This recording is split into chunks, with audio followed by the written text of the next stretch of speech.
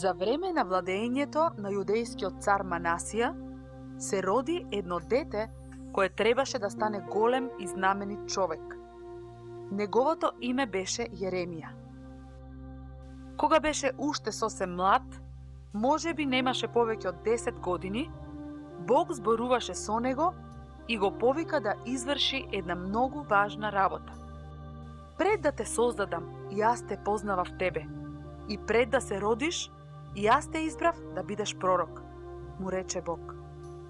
Сигурно Јеремија беше изненаден и потресен. О, Господи Боже, викна тој, јас не умеам да зборувам. Јас сум само едно обично дете. Ете така се чувствувал тој. Но Бог го охрабрил. Немој да велиш дека си само едно обично дете. Ке одиш до секого кај кого ќе те пратам и ќе кажуваш се што ќе ти заповедам да кажеш. Немој да се плашиш од никого. Јас ќе бидам со тебе да те чувам од зло. Но зошто Јеремија беше исплашен и зошто Бог требаше да го заштити? Кога Бог го избра народот на Израел да биде негов избран народ, тој вети дека ќе се грижи за израелците, дека ќе им даде се што ќе им е потребно и дека ќе ги заштити од нивните непријатели. Но Бог бараше од нив да го слават и да му служат само нему. Тие не смееа да имат други богови, ниту пак да прават идоли или слики од се што е на небото, на земјата или во водата. Бог го сакаше својот народ и бараше за возврат и тој да го сака него. Послушноста на народот требаше да ја покаже неговата љубов кон него. Исто е и со тебе и со мене. Господ Исус рече: ако ме љубите мене, ќе ги исполнувате моите заповеди. Дали си му послушен на Господ? Дали живееш на начин на кој тој сака ти да живееш? Израелците не живееа така. Најчесто тие го правеа тоа што го сакаа и почнаа да ги слават лажните богови на другите народи. Бог понекогаш како казна дозволуваше нивните непријатели да се борат против нив и да ги поведуваат во битките. Тогаш луѓето ќе речеа дека им е жал и се обраќаа кон Бог да ги спаси. Многу пати Бог ги послушуваше и ги спасуваше од нивните непријатели, но тие никогаш не ја научија својата поука. Дали и ти си таков?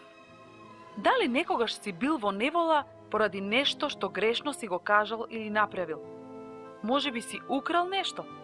Или си препишувал во училиште па те фатиле и те казниле? Се разбира, препишувањето всушност е крадење тук труд. Или дали некогаш си кажувал лаги за да прикриеш некое лошо дело? Ти не си бил подготвен да признаеш и да ја кажеш вистината, но подоцна си бил откриен. Дали се уште ги правиш тие работи за кои знаеш дека се погрешни? Многу луѓе мислат дека се додека можеш да се снаоѓеш, нема проблем. Но има проблем. Бог знае и порано или подоцна ќе имаш последици. Во Библијата Бог не предупредува. Биди сигурен дека ќе платиш за твојот грев. Израелците брзо плаќаа за своите гревови. Бог не можеше да дозволи нивните гревови да останат неказнети. Во тоа време, израелскиот народ беше поделен на две царства. Северното царство беше веќе нападнато и уништено од големата асирска војска и луѓето беа одведени како робови. Кога Јосија стана цар на јужното царство на Јуда, тој ги уништи сите идоли и ги повика луѓето да се вратат назад кон Бог.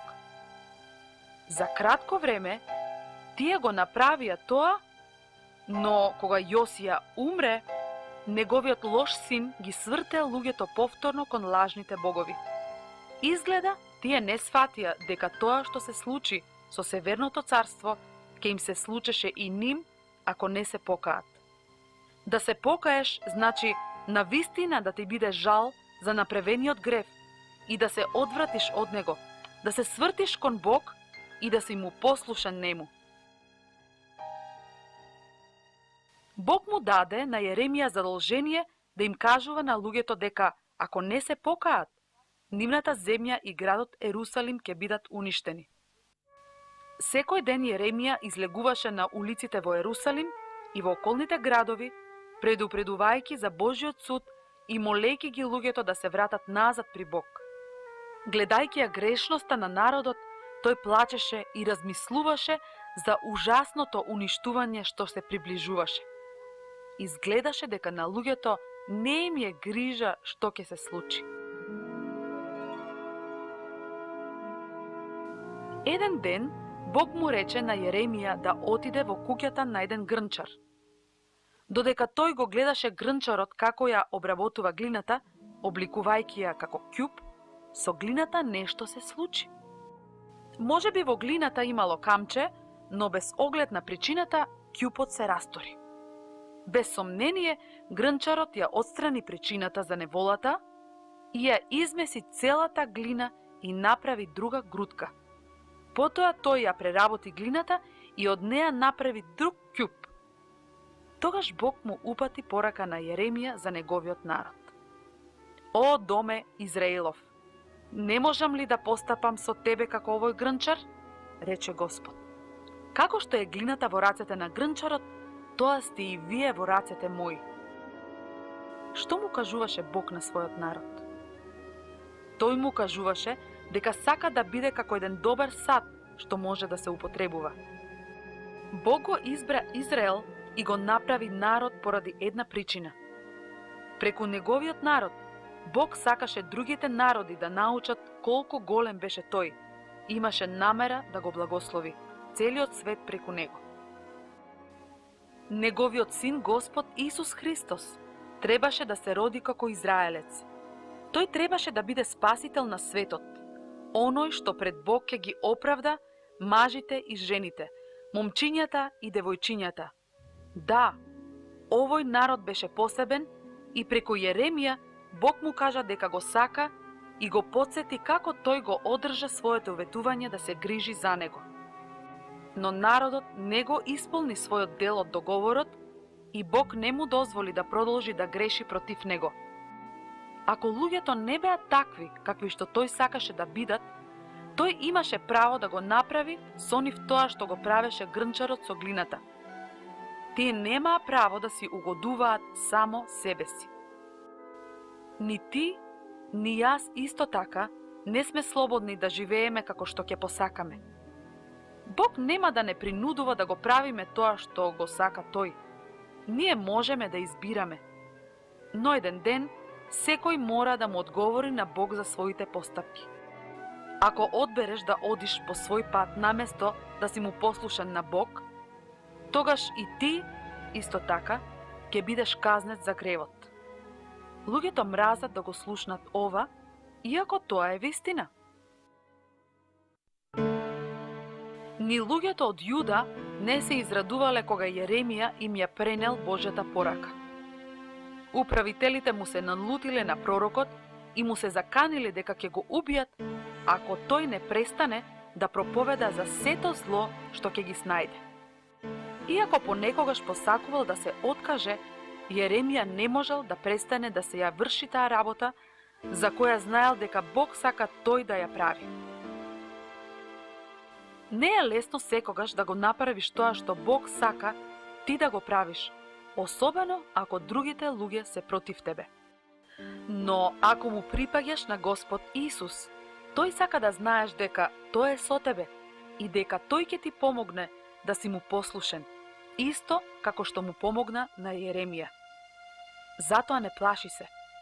Верувај дека Господ Исус ќе ти помогне.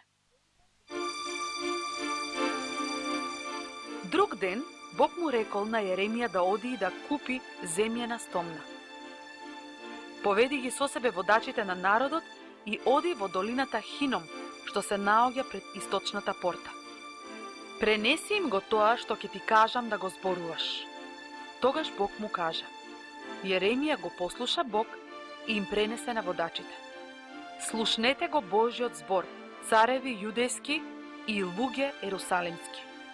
Бог Израелов вели: Јас ќе испратам страотно зло врз ова место, бидејќи вие ме напуштивте и обожававте други богови. Изградивте места да го славите Ваал и ги горевте вашите синови како жртви за Ваал. Тогаш Бог му рече на Јеремија да ја скрши стомната. Тој ја фрли стомната на земја, каде што таа се искрши на толку многу парчиња, што веќе никогаш не можеше да се состави. Додека водачите ги гледаа остатоците од стомната, Јеремија викна: Господ Саваот вели: така ќе го разбијам тој народ и тој град, како што е скршена оваа земјена стомна. Тие ќе бидат уништени. Тогаш пророкот се врати назад во градот, во дворот на храмот и рече: Господ Саваот, Бог Израелов вели: Јас ќе испратам врз овој град и врз сите градови секакво зло, што го изреков против нив, бидејќи тие не ги слушаат моите зборови. Кога Пасхор, главниот надзорник на храмот, го слушнал тоа што го кажал Јеремија, го удрил, а потоа го исфрлил надвор и заповедал да го стават на клада. Тоа сигурно било едно ужасно искуство. Кога луѓето поминувале покрај Јеремија, сигурно се смееле и му се подбивале на кутриот пророк. Утредента кога го ослободиле Јеремија, го предупредил Пасхор за тоа што имаше намера да го направи Господ. Ти, Пасхор, и твоето семејство ќе одите во робство во Вавилон. Ти ќе умреш и ќе бидеш погребан таму. Бог не сакаше да го гледа својот народ поробен и неговата земја уништена, но гревот мораше да биде казнет. Бог им даде многу време да се вратат назад при него. Бог се уште е таков. Тој никогаш не се менува. Ти исто така можеш да се одвртиш од твојот грев и да се свртиш кон Бог.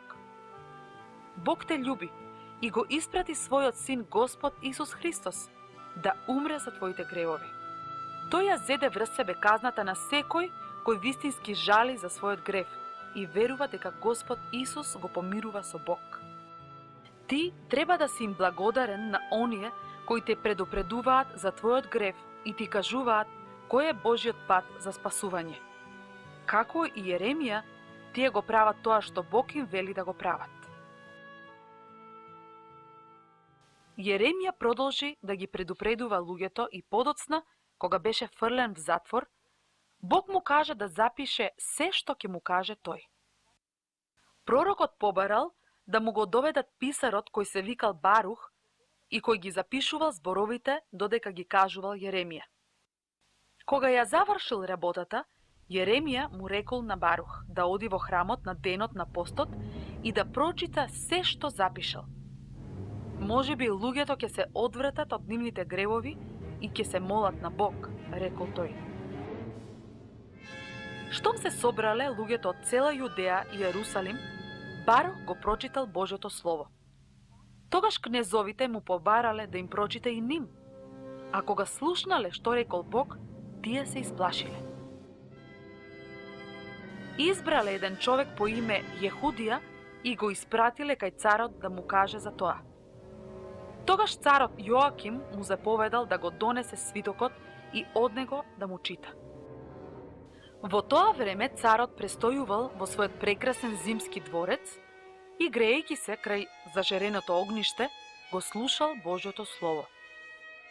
Кога ќе се прочитал дел од свитокот, царот со ножето што го имал во джебот, го сечел свитокот и дел по дел го фрлал во огнот, се додека не го изгорел целиот свиток.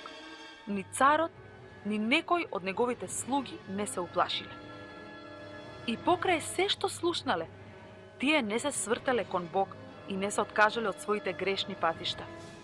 Може би мислиш дека ова е чудно, но и денес има многу такви луѓе.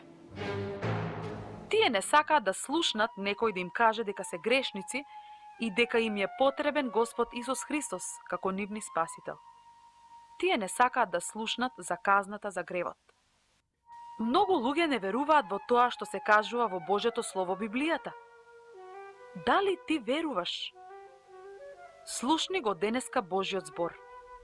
Верувај му, бидејќи тоа е вистинскиот. Биди му послушен, оти тоа е Божи збор, затоа што Бог секогаш сака да го правиш тоа што тој ќе ти каже. Најпосле, Јудејското царство и градот Ерусалим со убавиот храм изграден од цар Соломон беа уништени од вавилонците. Иако тоа му го кинеше срцето на Јеремија, тој знаеше дека тоа не беше крајот на израелскиот народ. Дали се сеќавате на грнчарот?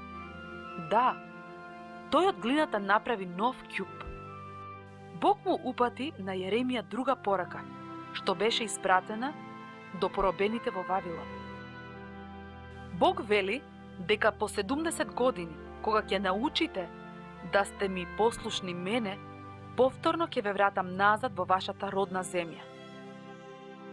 Ова ветување ги охрабрило луѓето и тие почнале да не ги слават и да не им служат на лажните богови. Таму во робство, тие ја научиле својата поука. Понекогаш Бог мора да дозволи да се случат непожелни работи во животите на тие кои не му припаѓаат.